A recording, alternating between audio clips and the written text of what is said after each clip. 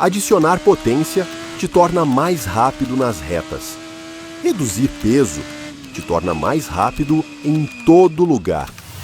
Essa frase não veio de um executivo engravatado, nem de um engenheiro de laboratório.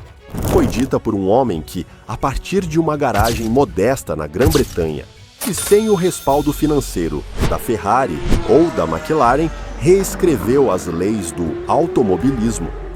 Colin Chapman não apenas fundou a Lotus, ele fundou uma filosofia de leveza, inovação e ousadia. Com seus projetos radicais, transformou para sempre a engenharia das pistas. Do chassi monocoque à aerodinâmica de efeito solo, da suspensão ativa ao minimalismo extremo, cada revolução técnica levava a sua assinatura. E a Lotus não era apenas uma escuderia, era um laboratório em movimento. Por trás de seus volantes passaram lendas: Jim Clark, Graham Hill, Emerson Fittipaldi, até mesmo um jovem Ayrton Senna. Mas nem tudo foi glória. Escândalos financeiros, tragédias nas pistas e erros estratégicos levaram a marca à beira da extinção. Até que do outro lado do mundo, um gigante chinês conseguiu resgatá-la das sombras. Hoje voltamos à Grã-Bretanha do pós-guerra para explorar as origens, o auge, a queda e o renascimento da Lotus, a casa que desafiou gigantes e cujo legado ainda pulsa em cada curva da Fórmula 1.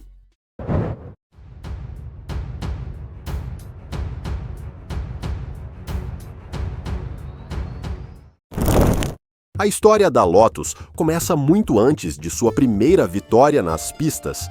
Começa com o nascimento de um jovem britânico em 19 de maio de 1928, em Richmond, no sudoeste de Londres. Seu nome, Anthony Colin Bruce Chapman. Era a época dos chamados loucos anos 20, uma década marcada pelo fervor industrial e pela promessa da modernidade. Naqueles anos, o Reino Unido vivia um boom automobilístico, rivalizando até com os gigantes da Alemanha e dos Estados Unidos.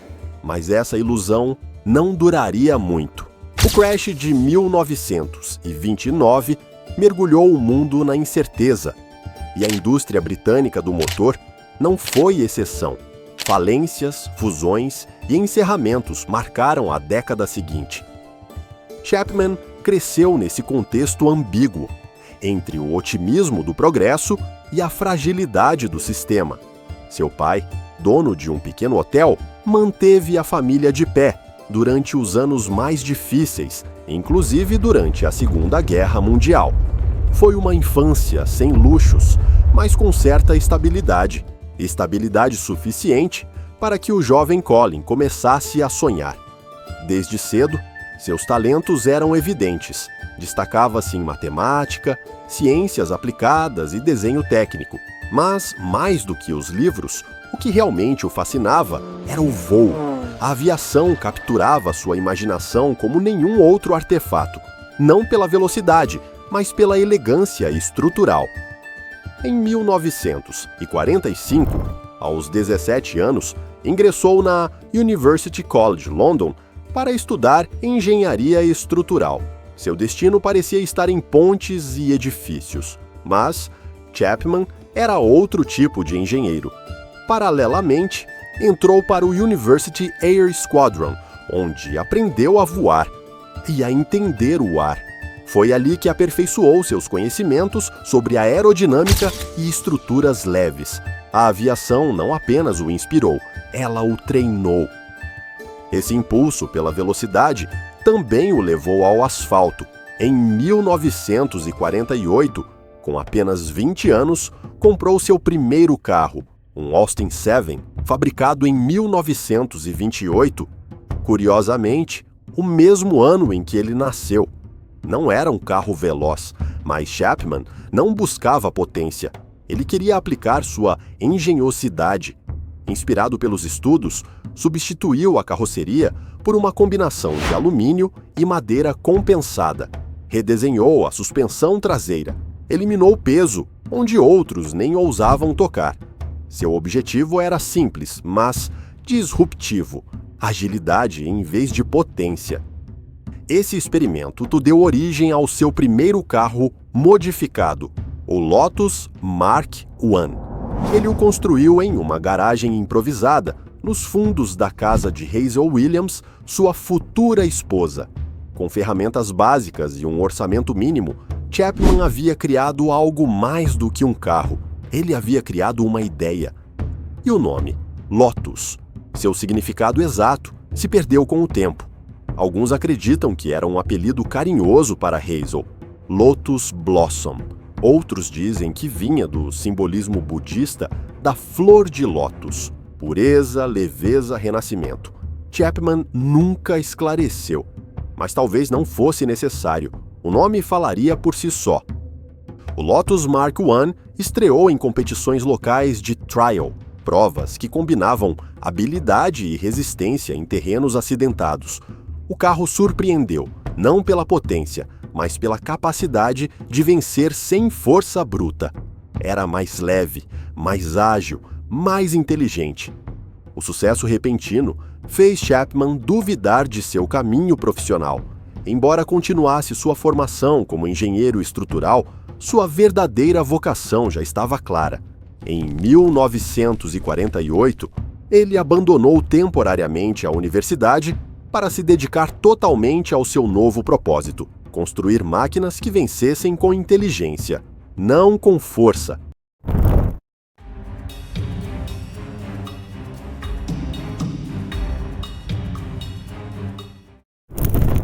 Após o Lotus Mark I, Chapman apresentou o Mark II em 1949, novamente baseado em um Austin 7, mas agora reforçado com um chassi tubular e motorizado por um Ford 10. Aquele carro foi mais do que uma melhoria de desempenho.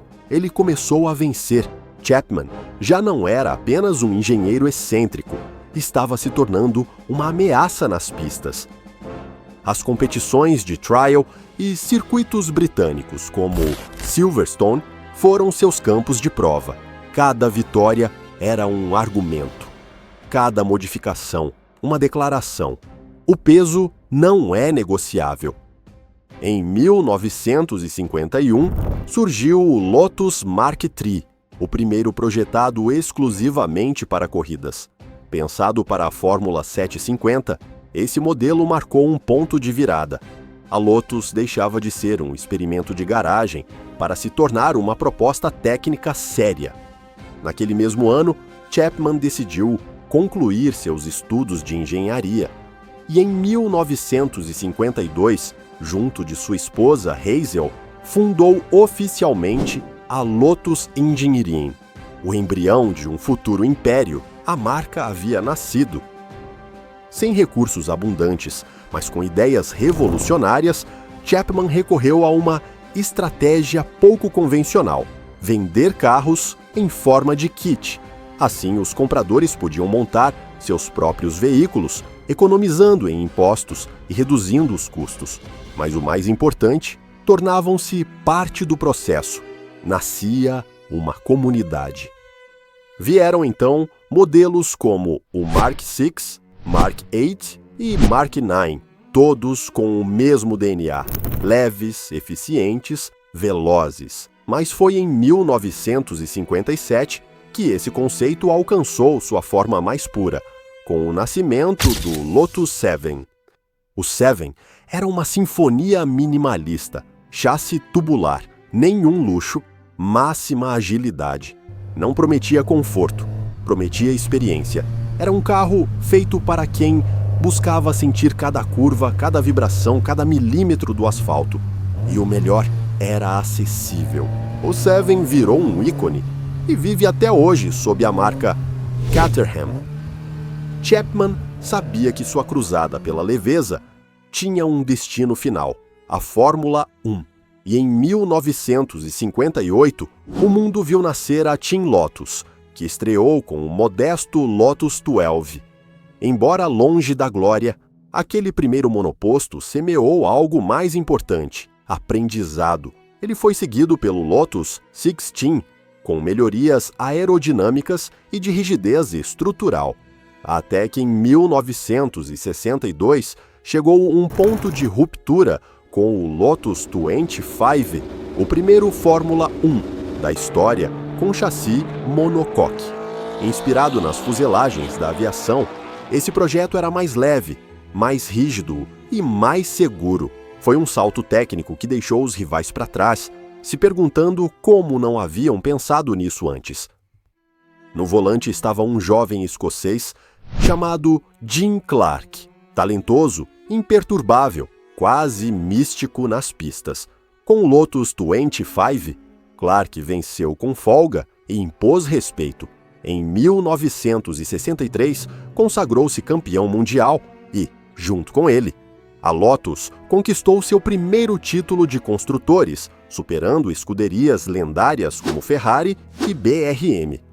Mas o mais importante não foi o troféu, foi a confirmação de que a filosofia de Chapman funcionava, que leveza, eficiência e inteligência estrutural podiam vencer os gigantes.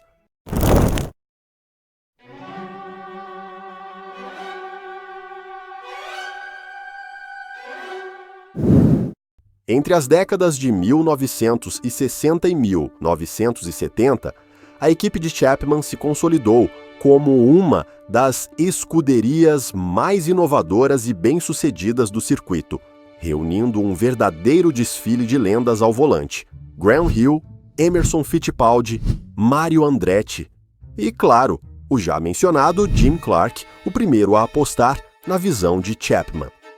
Em 1967, Chapman apresentou o Lotus 49, um monoposto histórico na Fórmula 1. Foi o primeiro carro a incorporar o motor Ford Cosworth DFV como parte estrutural do chassi, fundindo potência e rigidez como nunca antes. Com esse carro, Jim Clark mostrou ao mundo seu verdadeiro potencial. As vitórias vieram uma após a outra, mas também uma tragédia devastadora. Em abril de 1968, Clark perdeu a vida em um acidente no circuito de Hockenheim. Tinha apenas 32 anos. Para Chapman, foi mais do que a perda de um piloto. Foi como perder seu alter ego nas pistas. Nunca haverá outro igual, diria depois. Mas no automobilismo, a glória não para.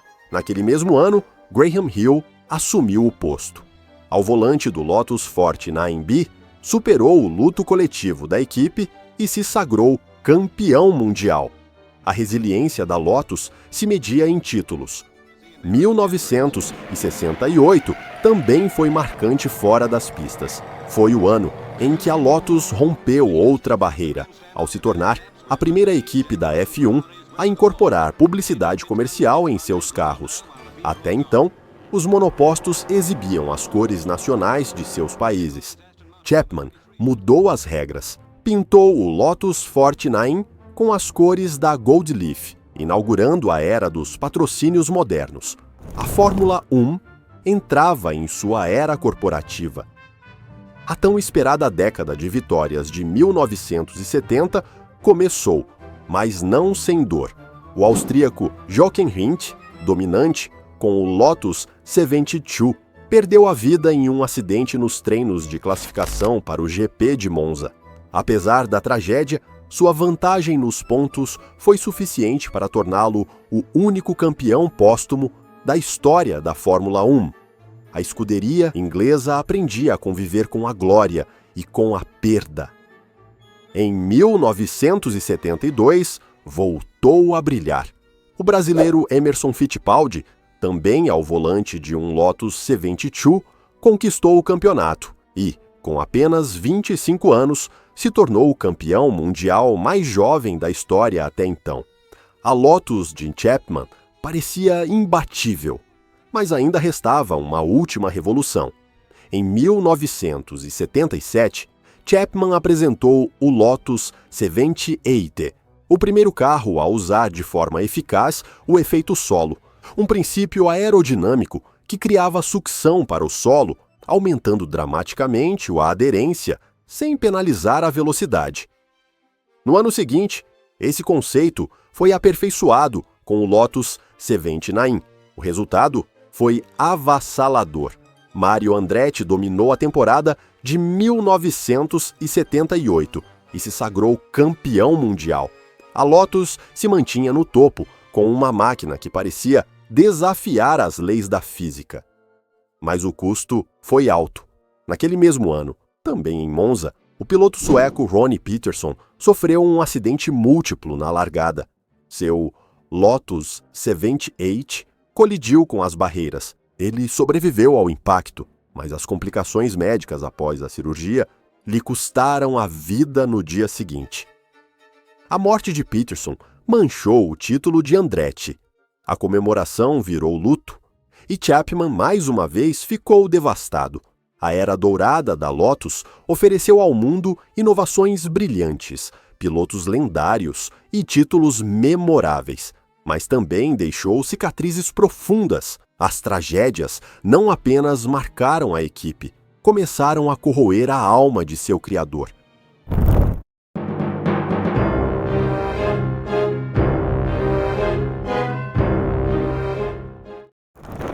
As tragédias que marcaram a última década não foram meros acidentes.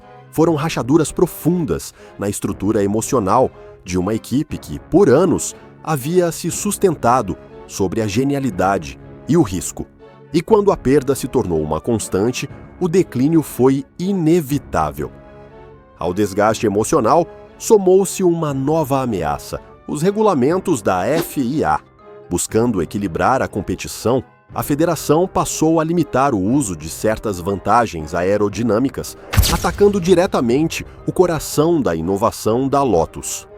O caso mais emblemático foi o do Lotus 88, em 1981, um monoposto com chassi duplo, projetado para extrair o máximo do efeito solo, sem violar o regulamento. Chapman o defendia como uma obra-prima, mas a FIA o proibiu por considerá-lo um dispositivo aerodinâmico móvel. Foi mais que uma decisão técnica, foi uma declaração de guerra contra a criatividade extrema. Mas enquanto Chapman perdia batalhas nas pistas, outra guerra, muito mais sombria, se desenrolava nos bastidores. No final dos anos 70, um personagem carismático e ambicioso entrou em cena. John DeLorean, ex-executivo da General Motors, buscava fundar sua própria marca com um carro que rompesse padrões. E para isso, precisava de algo mais que uma ideia futurista. Precisava da engenharia da Lotus Engineering, o braço técnico de Chapman.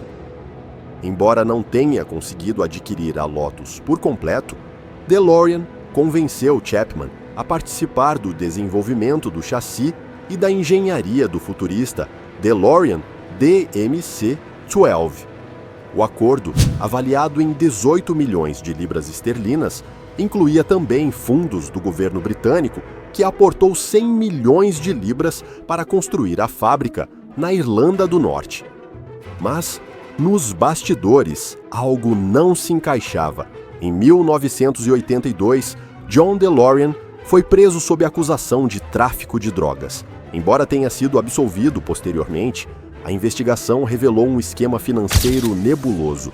10 milhões de libras de fundos públicos desapareceram e Chapman, segundo documentos oficiais, estaria envolvido.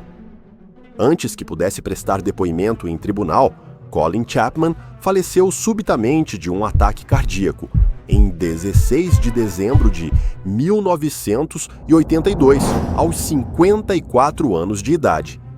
Sua morte chocou o mundo do automobilismo. O arquiteto da leveza, o revolucionário dos paddocks, partia em silêncio, deixando a Lotus sem sua alma, em meio a uma tempestade legal e financeira. A direção da escuderia passou para Peter Warr, um gestor competente, mas incapaz de preencher o vazio. A Lotus ainda conquistaria algumas vitórias, incluindo as atuações impressionantes de um jovem Ayrton Senna em 1985 e 1986, mas a magia já havia se dissipado. A era Chapman havia terminado. E a crise não afetava apenas a F1. A divisão de carros esportivos, Lotus Cars, sofria tanto ou até mais. Diferente da Ferrari ou da Porsche, a Lotus nunca foi uma marca de produção em massa. Nos melhores anos, mal superava as 1.200 unidades anuais. Mas nos anos 80, esse número despencou para apenas 383 carros por ano. Para uma empresa sem respaldo corporativo, isso era uma sentença de morte lenta. Ainda assim, havia legado a ser contado. Nas décadas anteriores, a Lotus havia entregado verdadeiras joias para os entusiastas da condução pura.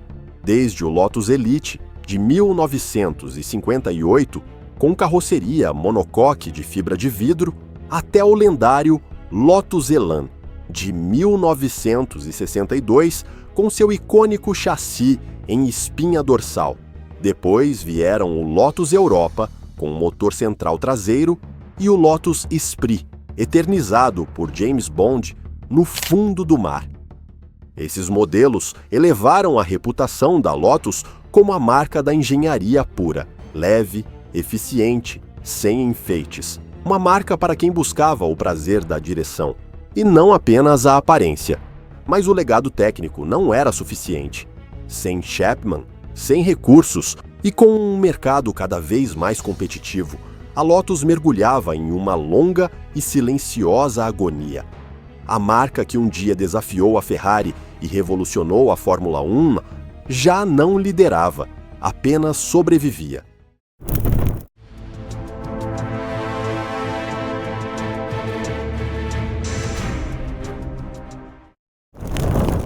Em 1986, com a marca cambaleando entre prejuízos e promessas quebradas, surgiu um novo jogador, a General Motors. Velha conhecida da Lotus Engineering, a gigante americana viu uma oportunidade estratégica e adquiriu participação majoritária por 22,7 milhões de libras. Mas a visão corporativa da GM nunca combinou com o espírito artesanal da Lotus. A marca apenas sobreviveu. Em 1993, os norte-americanos se retiraram, vendendo a Lotus por 30 milhões de libras a Romano Artioli, o mesmo empresário que tentava ressuscitar a Bugatti. Foi uma fase breve, mas simbólica.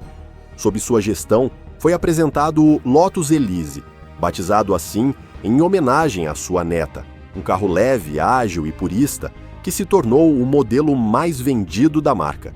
O Elise devolveu à Lotus parte de sua alma, mas não conseguiu salvar suas finanças.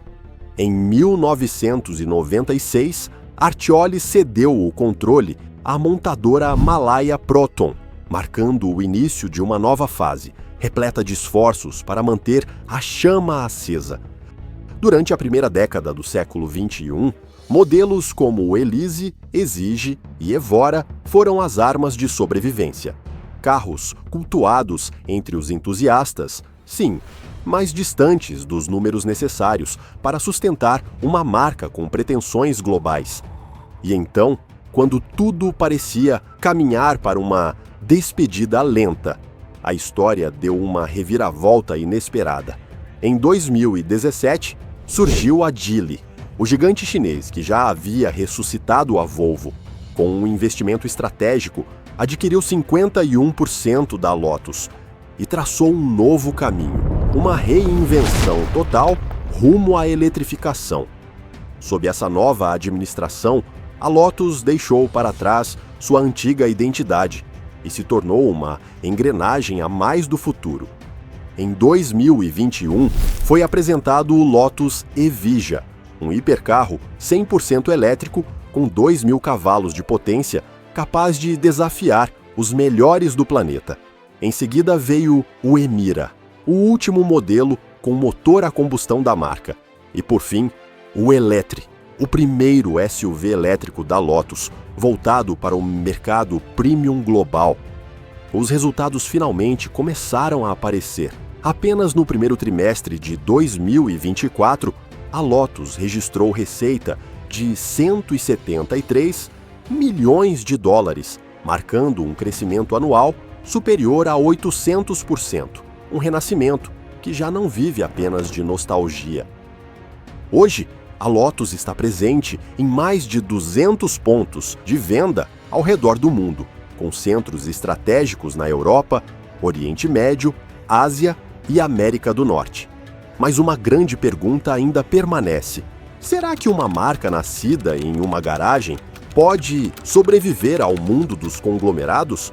Será que a alma leve de Chapman pode coexistir com a potência elétrica da nova era? E assim, concluímos a história de Colin Chapman e sua icônica Lotus, uma marca nascida em uma garagem, impulsionada pelo engenho e forjada nos circuitos mais exigentes do mundo.